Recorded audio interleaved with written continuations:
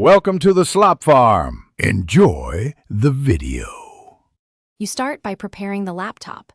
Plug in the charger if battery is low, then power on.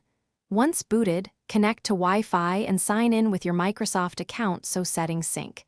Make sure to run Windows Update now, because updates often include driver fixes. This avoids hardware issues later. If prompted, accept recommended privacy and location settings. You can change them later. Once done, restart if required so updates and drivers initialize cleanly before continuing. You now configure the core settings that affect daily use. Open Settings and personalize Start and the taskbar so you access apps quickly. Pin what you use. Next, choose Default Apps and set a power plan that balances battery life versus performance. Enable Storage Sense to free space automatically. Then set up security.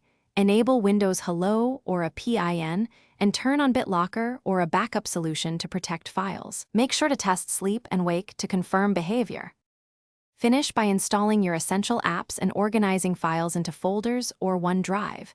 That keeps the system tidy. Tweak accessibility and notification settings so interruptions are minimized while you work. Once set, create a restore point and a recovery drive. They save time if something goes wrong. If you run into problems, boot to safe mode to isolate drivers, or use System Restore to revert to the last good configuration. This usually resolves boot or driver conflicts quickly. Thanks for watching. Consider subscribing if we helped you today.